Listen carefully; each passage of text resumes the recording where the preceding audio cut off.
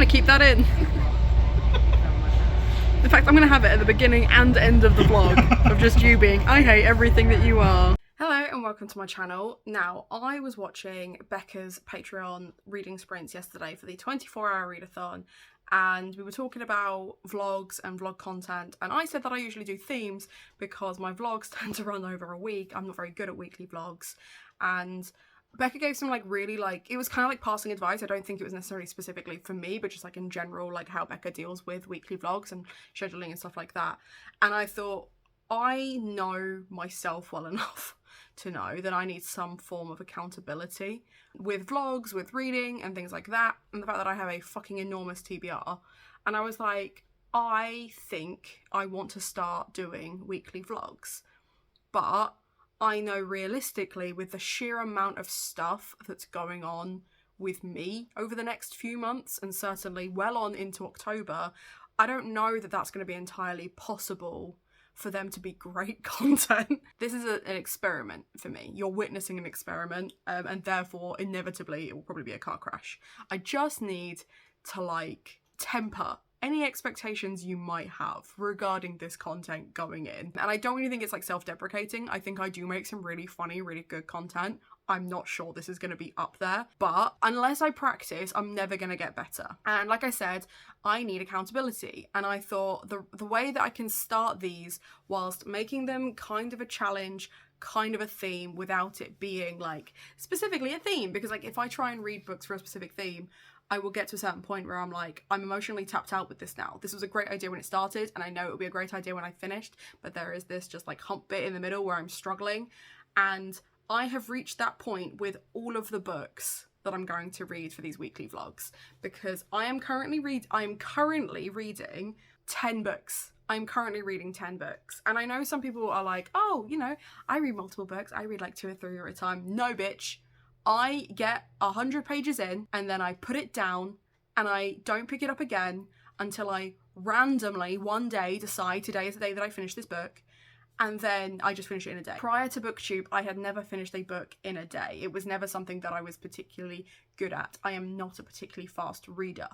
However, regardless of how fast I read about a page a minute, regardless of that, I'm really fucking good at getting distracted. I'm really good at picking up something else to do, and I spend a lot of my time reading, but I never seem to finish anything. It certainly feels that way. I know that's not true. I know I do finish things, but there is a disconnect between what is reality, and that is my reading stats and knowing how many pages I've read this year already, and the fact that because I constantly have at least 7 books on the go, never feeling like I'm done, that I'm we need to refresh. We need to stop.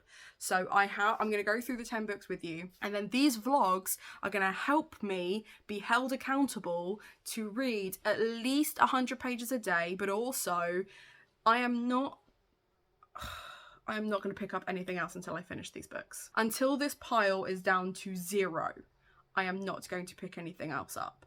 And that is the thing that is going to be hardest for me, because there's such a variety in this pile, and there should be something for every potential mood. And yet, looking at them and saying this out loud, I can already feel my brain go, but I don't want to read any of these. And that's not true, because I am enjoying them. There are things that I'm enjoying about them, or I started them for a reason, or I just haven't given them enough of a chance.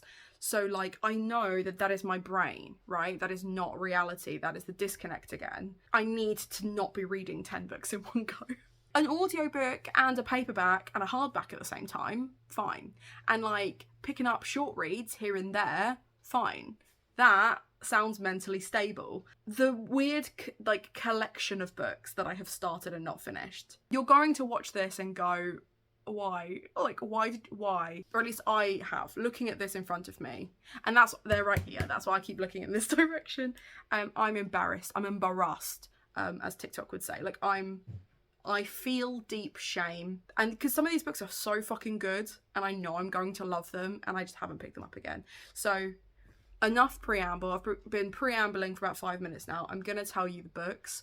why I picked them up, potentially why I put them down again. And we're going to start with not the most recent, like the third most recent, which is The Night Country by Melissa Albert. Lizzie, my flatmate, and I read The Hazel Study, and for me it was a reread because The Hazel Study is a TBR vet. So if I read it and keep it, I can then like put books onto my shelf, but and I have to read more TBR vets. There's a whole video for that. But anyway, the more TBR vets I read, the more books I can put onto my TBR. This is another one of those TBR vets. So the day after we finished the buddy read, I was like, oh, I'm going to just jump straight into the second one, because last time I had to wait 8 months for this to come out and then just didn't read it. And I also have the Tales of Hinterland, and it's got gorgeous, like very deep green sprayed edges. It has a very shiny front cover, and I just didn't pick it up. And then when I did pick it up after Hazelwood, I was like, I can tell you how many pages I got in.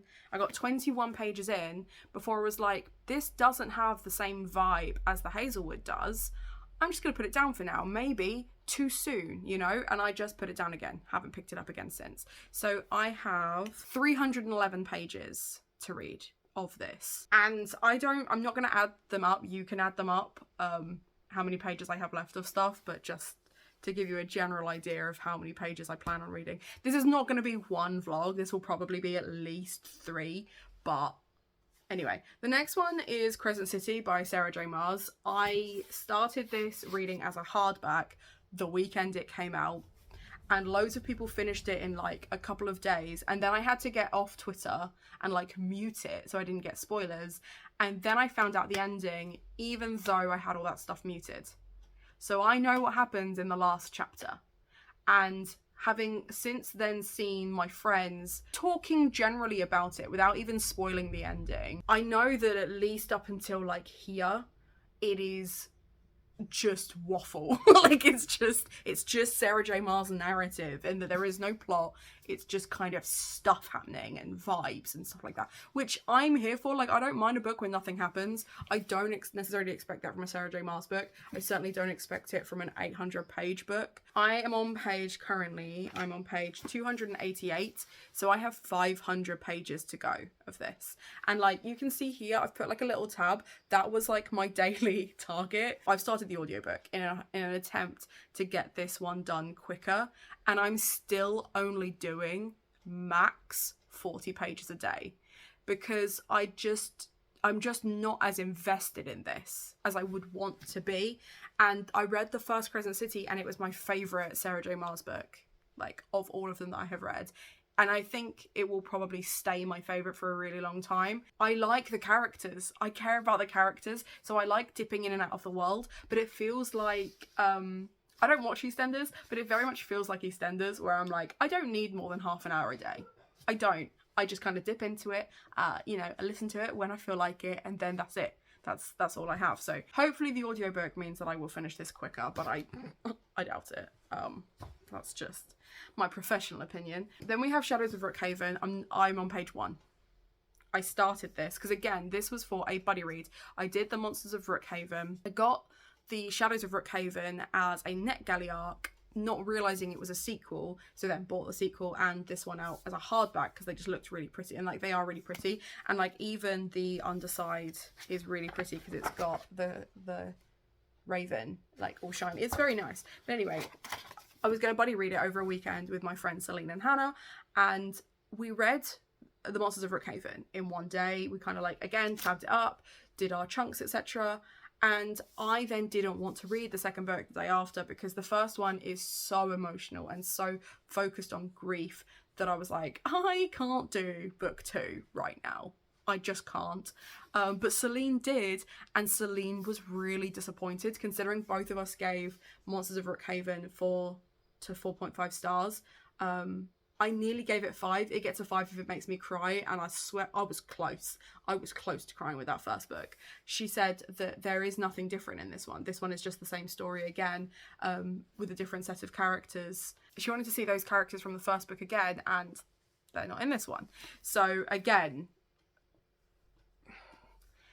sequels. I struggle with. There are a couple more sequels as well that I'm struggling with, but we'll get there. Next is Bluebird. This was one of the Luna Book Club picks. I got 40 pages into this one before putting it down, and I really struggle with sci-fi, and I gave my Discord lot the opportunity for different prompts, and they chose a sci-fi because I thought I have to put it in there somewhere. Like, I do like some sci-fis, and this one feels very much like Firefly in that everything happens very, very quickly and a lot is going on. And I read those 40 pages very, very quickly, very, very easily, and then just never picked up the book again. I just haven't had any inclination to pick it up again. Nothing wrong with the writing, nothing wrong with the book. I just haven't been in the mood for a sci-fi because I'm not a massive fan of sci-fi. So that, I just haven't picked it up.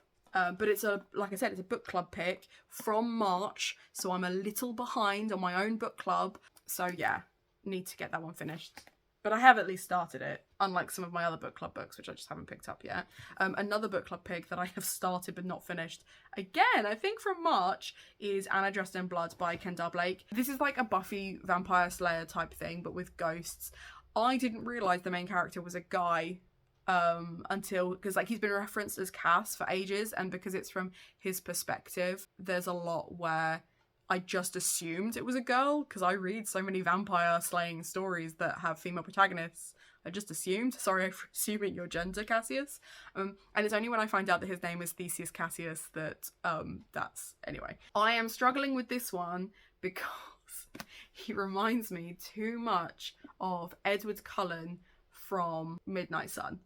Like, he's so arrogant / angsty, and it's such a weird mix that I have thoughts and feelings, but they're not positive ones. But I don't want to DNF it because it's not bad enough to DNF, and like I said, it's a book club book, so I want to keep going. I want to see if it improves, and I want to have something to talk about when Kelly and I eventually get to do our live stream, because we've just been really busy and really stressed and had loads going on emotionally. So if a live stream will happen eventually, I need to have read it, or at least got to the halfway point, so I have enough to say before I DNF it, if I DNF it. It's just the motivation of it. I just don't care. I've got another chunker, Plain Bad Heroines. Now, I did this, I keep finding sticky stuff on my books, and I can only assume I've like poured tea on them or something at some point, but I'm very disappointed in myself. Anyway, I got the hardback when it first came out. It's now out as a paperback, and I got, this is embarrassing. This one's embarrassing. I got 88 pages in with the audiobook. The audiobook is very slow, even at like 1.8 speed, because it's kind of like, it's very like decadent language, and I was really in the mood for it when I listened to it. And I think I started it in Gothtober, or certainly like around Gothtober time, but just then didn't finish it. And then because November was Believeathon, I didn't want to read any more Gothtober-y type books. I didn't want to read any more gothic fiction. I went straight into the middle grades, never picked it up again. So I haven't picked this up since October. So in theory, I should be okay, because I've got a stupid memory. I don't remember interesting things or important things, but I will remember random sentences. So if I try and reread this from the start, I will struggle. I think I'm going to try and just start from where I am, because I remember the generic story. The generic story is some girls died a few years ago, and now a film is being made at the school where they died, and horrible things are going to start to happen. So I feel like I'm fine with remembering what's going on. I'm just fucking terrified of how big this book is. But if I finish this one and Crescent City, I only have one other book that I own on my own TBR that is over 500 pages at the moment, because I struggle with longer books. I struggle with retaining the attention required. Do you know what I mean? But yeah, I need to start a new pile, because that's going to fall over. Another audiobook that I started and never committed to was The Dragon Republic. I don't even know where my copy of The Poppy War is. I've lost it in the move, and I'm actually really proud of myself that for the most part I haven't lost any books, but I don't know where The Poppy War is. And the only reason I had this is because it was in my currently reading box. This is the sequel to The Poppy War, if that wasn't clear, and it's so much more depressing than the first one. It's so much more depressing than the first one, and it was just wrong book, wrong time when I started it. But having just done She Who Became the Sun and loving that, I want to get back into big battle Asian scenes. That's what I'm in the mood for, and I feel like this is going to be really, really depressing, really, really dark, but just what I want to read at the moment. So I'm not as mad about this one as I am about some of the other books. mainly those ones. And then these are like the 4 most recent books that I've picked up. So in order of most recent, so therefore the one that I have not picked up most recently. We have Lady Mary by Lucy Worsley. This is, oh my god, I've been talking for 16 minutes. That's how many fucking books I've got on my currently reading. This is so stupid. Anyway, this is a middle grade retelling of Lady Mary before she becomes Queen Mary and like her childhood. And like this was kind of the book that I was reading before bed because it's a very easy read. Having said that, only 46 pages in, because I tend to only read like 10 to 15 pages before I go to sleep. I read most of the time during the day. Yeah, I just haven't committed to it. And this is another TBR vet, so it's another one where if I finish it, I get to put more books on my shelf. So I should finish this. I should prioritize it, and I haven't. Then we have Such Big Teeth, which is the sequel to Darkwood. Darkwood caught me off guard and was so funny and so clever. And this one has very similar humor, but it's a lot darker already.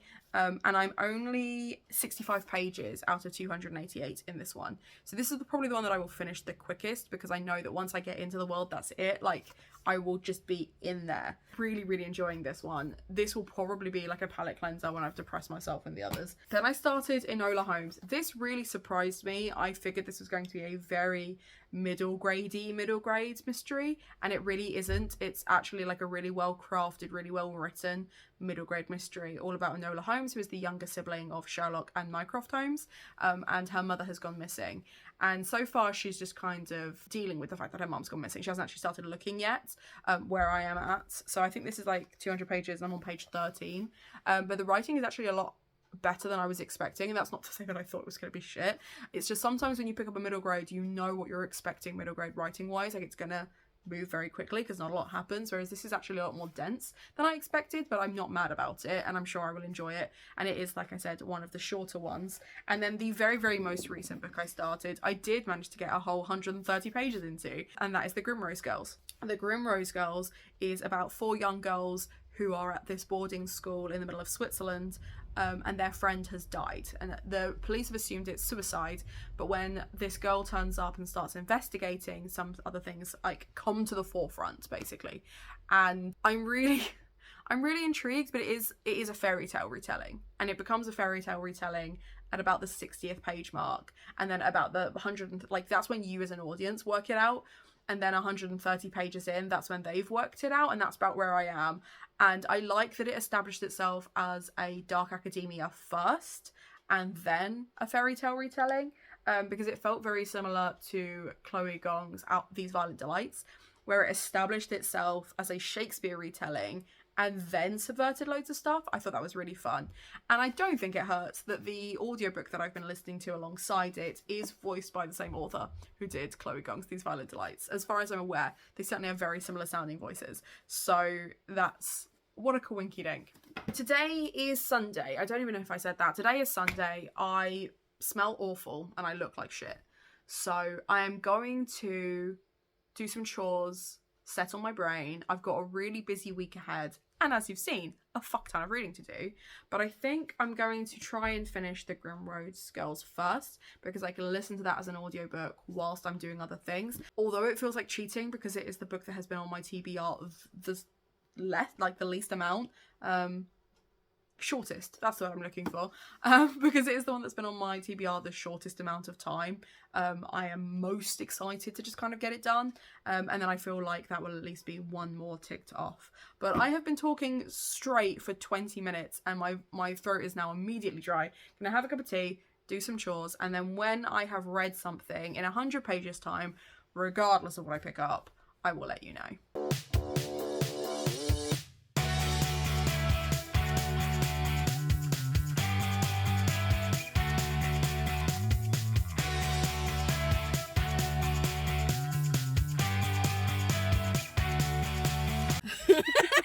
So Lizzie and I have just spent a whopping amount in IKEA. As you can see, I'm very red in the face. This happens, but unfortunately I can't see how Lizzie's faring. Yoo-hoo, victim of And we're it's interesting because I can just about get to my gear stick, so we'll be in cruise control the whole way home to the best of my ability. Only worried about the 100 roundabouts we've got to get past to get out of Milton Keynes. Why did we go to Milton Keynes? It's cursed. Genuinely. And as you can see, we did buy quite a bit, and to be honest, the only thing we came for, the one item, was this. So but we walked out with it. we did walk out with it. I'm not gonna lie, there was a split second where we were stood looking at it, and I was like, because the reason we're here is because we were too cheap to buy to pay 40 quid for delivery. At this point, dropping the fucking ocean. Yeah, like literally the tiniest percentage of what we just spent. So about 10% actually. Yeah. So, Mum, if you're watching this, I promise I'm better with my money now that I'm not living at home. I promise. She is. It was my fault. This is my fault. I will take responsibility for 60% of this. 60%'s fair. That's fair. That's a fair amount. But anyway, let's go home. Let's go home.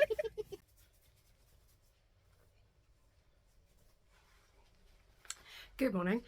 So it is now Tuesday. I didn't really film much on Sunday or Monday because Mondays tend to be my busiest day anyway, and I just like to crack on. So I don't know how many of these weekly vlogs just won't have any Monday content, but I did manage to finish a book. So Sunday night I finished The Grimrose Girls, and I really enjoyed this. This is a Dark Academia fairy tale retelling, and what I especially liked about it was it very much sets up the mystery and the Dark Academia elements before it sets up the rest of like the fairy tale stuff. I liked that. I liked that it established itself as a Dark Academia first, because I don't massively love fairy tale retellings, but I thought actually what they did with this was really interesting. And the sequel is coming out in September, I think, so I've pre-ordered it. I'm ready to jump straight back in, but it wasn't like my favorite. It wasn't a 5 stars. It was almost, but it wasn't a 5 stars. So I enjoyed that. Unfortunately though, last night for Beth's Patreon sprints, I started reading again Lady Mary. Now this has been the book that I've been reading before I go to bed, so I'm not very far in, and I've been reading in like 15-page chunks, and I thought I wasn't enjoying it just because I was tired at the time. I'm not enjoying it because I just don't care. So I am a massive fan of the Tudors. I'm like of the Tudor era, not the actual like people, they were awful, but like the era, the decadence, the scandal, the TV series.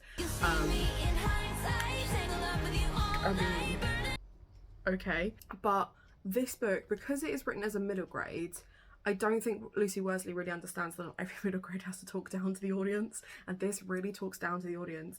And she's doing this thing where she's like setting up that Mary is going to be basically on her own, by really laying it on thick that actually Mary didn't want all these servants, she just wanted to spend time with her family. And it's like, she was a princess who then killed a whole bunch of people to become queen.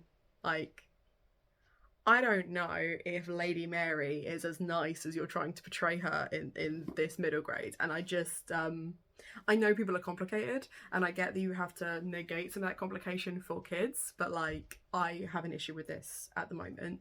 And the thing is, like, I could just DNF it, right? And I feel like on any other day, I probably would just DNF it. But because I'm doing my TBR Vets challenge, I know that if I finish this, which is totally possible, it's not a difficult read, if I were to finish this, I get to unhaul it and immediately put a book onto my TBR. Whereas if I DNF it, I have to put it in a pile until there's 10 of them. Do you know what I mean? So that is the conundrum that I'm having at the moment. Today is going to be a filming day, so hopefully I will get a bit more b-roll and you will actually get to enjoy some vloggy type content as opposed to just me talking at you. But I don't know which book I'm going to pick up next. I feel like I should finish Such Big Teeth, which is another fairy tale retelling, because then this can be like a fairy tale retelling type vlog. We'll see. I have also, you can't see it, but I've tried on an outfit. I'm going to regret moving this camera. I know I am, because I will never find the right angle again. And you can't even really see them anyway. So I bought myself these like purple jeans. Let me just... You're going to see how fucking awful my house looks right now, but just accept that. Like, I look like I'm wearing pyjamas. They're very comfortable jeans, but they are not the jeans that I'll be wearing to YALC. This was like my first attempt at a YALC fit, and like they're sitting in like the exact wrong place for me. Like I usually wear like high-waisted jeans because then it like holds everything in where it needs to be, whereas these are like mum jeans. They sit more like here than here. And then like I do like this Sports Society t-shirt though, that's fun. Both from Sainsbury's because I'm a classy bitch. But this is the t-shirt I will be wearing when I film my mid-year freakout, because now that it is officially past July 2nd, which is the mid-year, I can start freaking out. So anyway, I'm gonna go film that and probably have a cup of tea because I'm very tired, but I will catch up with you when I have read something else.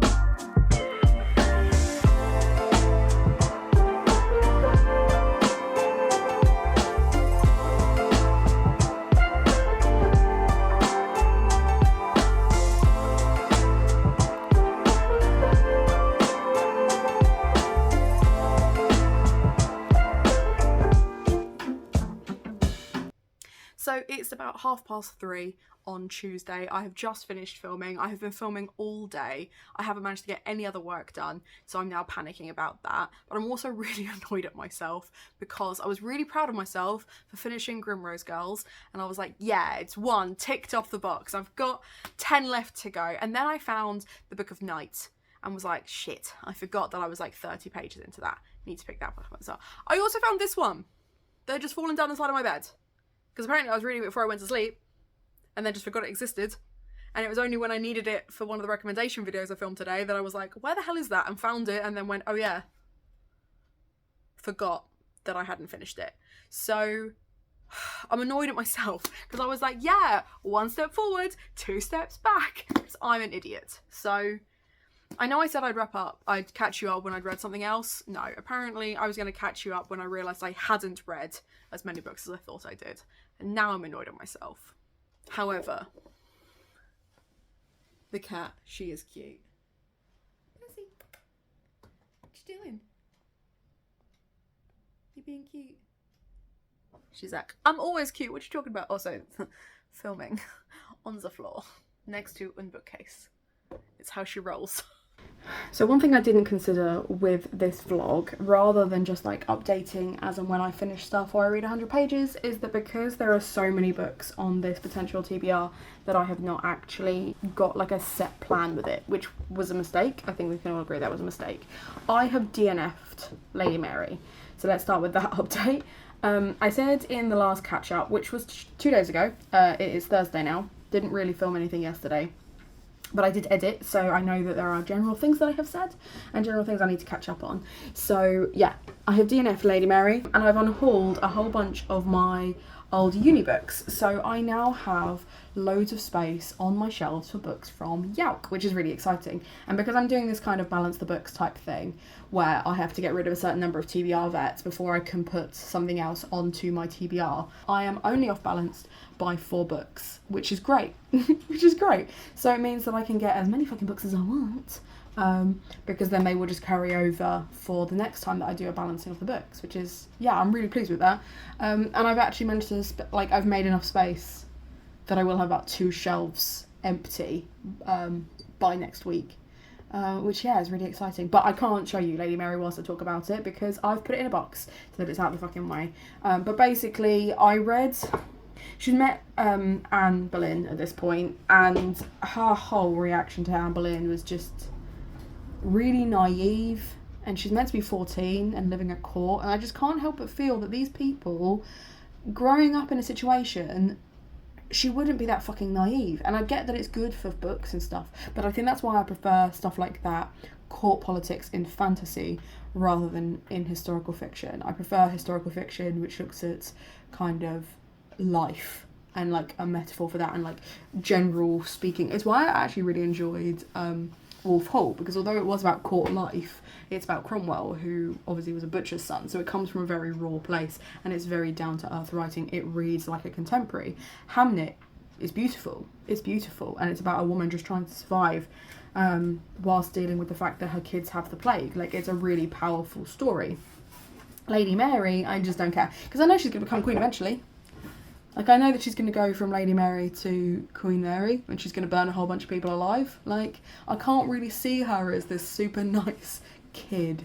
Although I'm sure she was, but, like, there's a real disconnect there. And there's this thing called Tiffany's Law, which was coined by a historian, a historical writer.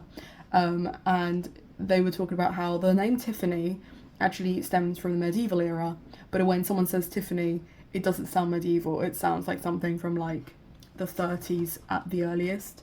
And then when you're writing historical fiction, you have to deal with the fact that your audience is going to know a certain amount about the history before you even started writing. And you can do all the research in the world, but you've got to create a convincing story and convince them, especially to suspend the disbelief if they believe a certain thing about a certain part of history. That's a really tough thing to do. It's why historical writers take the piss out of fantasy writers. I mean, if you can have clicks, that definitely would be one. Because it is easier to just create a whole new world, because people are already prepared to suspend their disbelief rather than go back in time and try and set something in our world, which is much more difficult. Having said that, I have moved on to certain dark things, because having discovered that this was on my TBR, I was like, great, I get to just continue that now. I am now 80 pages into this, really enjoying it. The writing style is very different from The Beautiful Ones and Mexican Gothic, and I'm annoyed at myself that I didn't read this before Beautiful Ones, because I think I preferred Beautiful Ones, but this is really good. And I know that, like, I've been slumping hard with vampire books recently anyway. Like, I've tried a couple and I've really struggled. I just don't think vampires are where I'm at right now, but I am really enjoying this. I will be genuinely very surprised if it doesn't get 5 stars. The way it plays out, you've got several main characters. You've got Rodrigo, who is basically a Renfield, right? He works with vampires and he is a vicious killer, just not as vicious as the killers that he works for. He is kind of babysitting this vampire called Nick, and Nick is a type of vampire called a necro, and a necro, when you ingest their blood or saliva, you end up basically becoming like a zombie slave to them, and that's a power that necros have. They also have incredibly big, sharp teeth, unlike the type of vampire that Atle is. And I'm going to see if I can put it like here, because I don't want to butcher this. And the whole point is it's looking at Mayan and Aztec mythology as separate things, not just like the standard whitewashed version where it's all the same thing. And there are lots of different species of vampire, and it's set in Mexico City. So there's a lot of stuff going on, and it's very, very complex, but it's incredibly dense. But I really like that there is all this kind of like world building, because we then have this character called Domingo, and Domingo is such a himbo. Like, he's so sweet and wholesome, and basically Athel feeds on him, which she shouldn't do, because there's a certain bond between feeding, that she will end up like sharing his memories and stuff, and there's all this like mythos around it, but she's like really like struggling, so she feeds on him, gives him some cash, and like he has been living on the streets and he's been living rough, so it's like a real kind of like amazing moment for him. And he starts basically going on like quests for her, and there's like all these MacGuffins that they're kind of chasing, and he's just kind of like bimbling along, and it's just generally adorable. And he meets this really kind of like Gary Oldman style vampire, like if you think like Gary Oldman from Dracula, not like just Gary Oldman in general, because he's looking for something, and this vampire is clearly getting like really agitated with him and is being really threatening and really domineering, and he's just kind of like, what's that? And he's like, oh, it's a phonograph, it plays music. And he's like, oh, cool. And like just so chill that the vampire's just kind of like, oh, this dude is not a threat, like, okay, fine. And it's really, really interesting to see all these really like powerful people and then just this absolute himbo. It does mean that the characters seem more sinister, because like you see just like how much shit this guy's gone through, and he's just like, yeah, I don't really scare easy, and it's really cute. It's really cute. So I'm really enjoying it. And it means that this is my 3rd Silvia Moreno Garcia book that I will have finished when I finished it. And then I'm probably going to pick up, when I'm allowed, Velvet Was the Night, because Daughter of Dr. Moreau comes out this year, and I'm saving that for October. So whenever it comes out, I'm saving it for October. But I'm hyped for any kind of Silva Moreno Garcia book that has gothic vibes, you know? And I feel like Velvet Was the Night is not the most gothic, and probably should have been the one that I started with. But I'm hoping that once I've got all those books out of the way, I can then do Gods of Jade and Shadow, knowing that it's going to be completely different, knowing that it's YA, knowing that it's fantasy. So I'm excited for all of those things, but I'm going to leave that one to last, because I then want to do a kind of intro to Silva Moreno Garcia video. I think that'd be really fun. And she's an auto-buy author for me. And I was really excited because there were loads of authors on the back that have like recommended this that I really enjoy as well. Like, and Stephen Graham Jones right on the front. We love that. So yeah, my plan for today, I've tried on a different outfit to wear to YALC. Got that sorted now. Know what I'm gonna wear.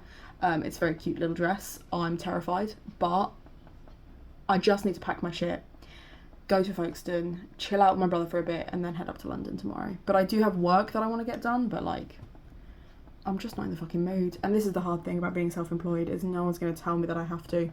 Books I'm taking to, I'm not taking any books to YALC, but I am taking with me to Folkestone will be Certain Dark Things, because I think I will finish that over the weekend. I'm going to take Such Big Teeth as well, as like a cute little palette cleanser, and then I'm going to take Crescent City, House of Sky and Breath, so that I have something to listen to as an audiobook, because it has been previously up to a 5-hour drive back to Folkestone, although it should only be 2.5 hours. So depending on traffic, and with Brexit, we obviously have the M20 has basically just become a giant car park for lorries. So I don't know how long it's going to take me to get home, and the fact that I've got like 13 hours left of that audiobook, I should be fine there and back. I will be genuinely surprised if I finish that book before Sunday, but you never know. You never know.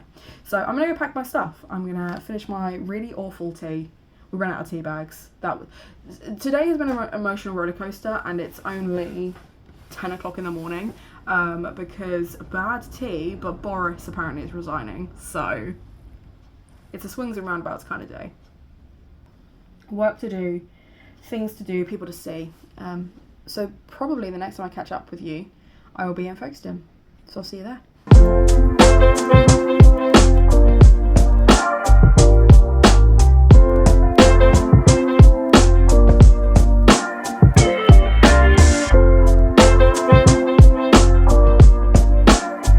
Because it's B-roll. I was hoping you'd do something fun.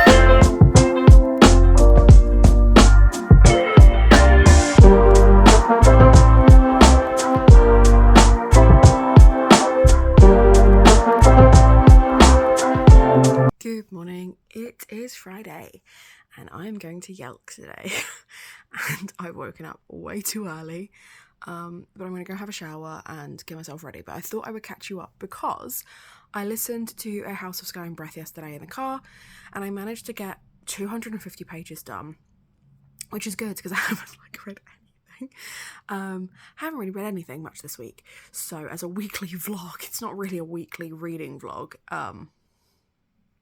is what it is. But I'm very excited for YALC today. I'm excited to see people.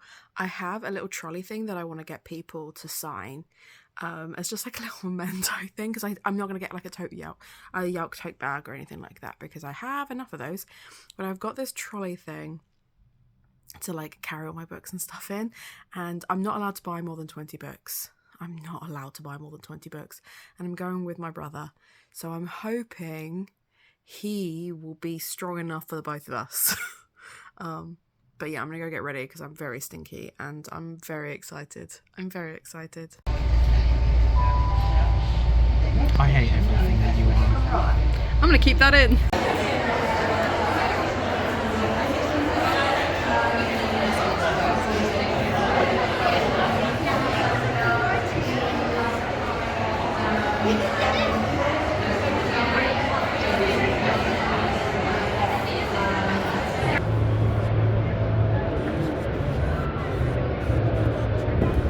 It's quieter down here than it is upstairs, which is weird. Yeah. Sound travels up, much like heat. Yeah, you're right.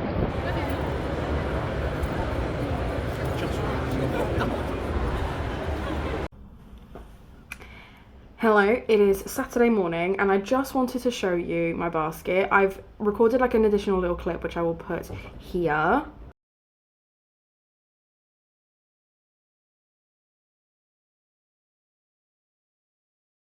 And my cat's gonna stand in front of me. Yeah, there he goes. Hey bud. That's very helpful. This cat can literally do no wrong. Like, he could sit on the camera and I'd be like, fine. You want attention, you can have it. Because I miss him all the time that I'm in Banbury.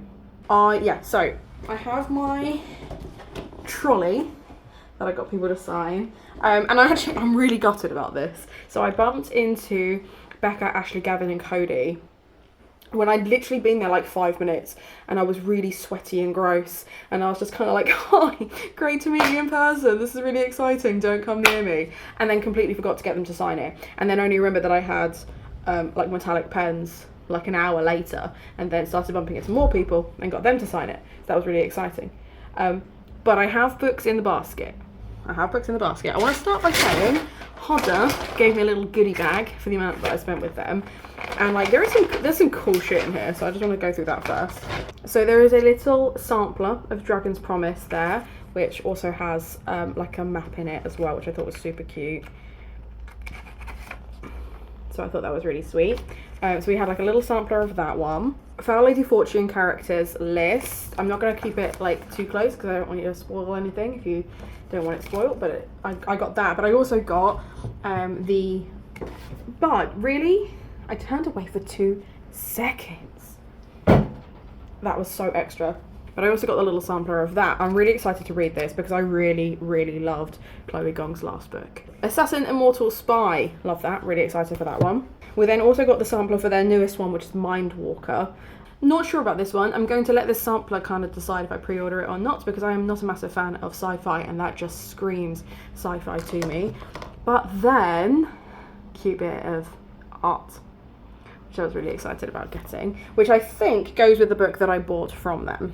So from Hodder I got Vicious Grace because my flatmate Lizzie got the Illumicrate edition and it looked so pretty, I couldn't resist. And it's a really soft beige and I really like that the beige is the same on the pages as it is on the front cover.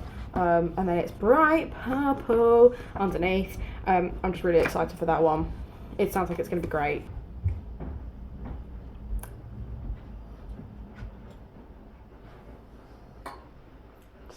Telling people about my books, Kieran.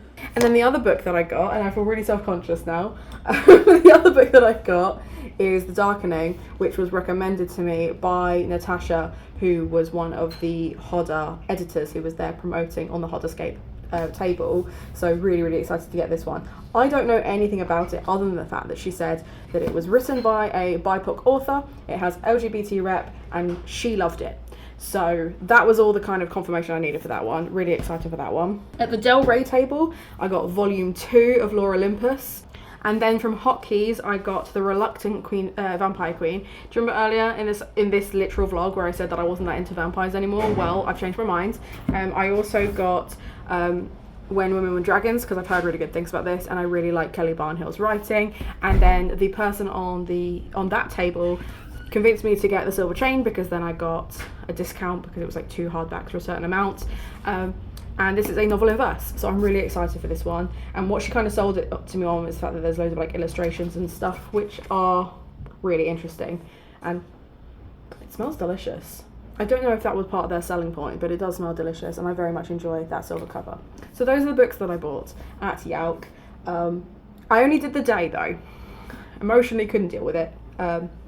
More than that, I woke up very tired, but I'm now suffering FOMO because I'm seeing everyone on Twitter, Instagram, and on Discord kind of talking about the rest of the stuff they're going to get up to. But I don't think physically I could have dealt with it. But it is what it is. Today, we have people coming to look at the house because my parents are selling their home. It's made me very sad, but I'm going to go tidy all this stuff away, which is why I thought I would record this clip now, because then we're going to go out later, and I don't know how much reading I'm going to get done, but I will probably leave my wrap up of what I have read and have not read till the end of today, and then this video will go up tomorrow. So I will see you when I've read something or I have something more interesting to say. So it's Sunday, it has officially been a week, and I have finished one book. I have DNF'd something else, and I feel like I have started another book in that I picked up Certain Dark Things again. I am heading back to Banbury later today, but anything that is from Sunday is going to be going into next week's vlog, so I am just here to wrap up those 3 things, which I've kind of already covered, so I'm going to make this clip very nice and short. Thank you so much for watching this 40 to 50 minute vlog that was, I don't know if I expected this to be 10 minutes and then it became a rambling mess or what, but it was so much more than I thought it was going to be this week, but then I had loads going on, so I don't know why I'm totally surprised. I really enjoyed YALC. It was really cool. I would definitely recommend people go. I don't know if I could do more than a day in the future, because I would kind of like to just hang out with people and not feel that pressure of like that massive room. Yeah, it was good fun. And my parents are going to be home any minute, so I need to clear my stuff so they actually have somewhere to sit. But other than that, I hope you've enjoyed this video. I know it's been a lot and it's been a mess, but I still hope you enjoyed it. There will be some recommendation videos coming out very, very soon for Middle Earthathon, so keep an eye out for those. Treat yourself to something from Waypoint because it supports me and my content, and most importantly, have a nice day.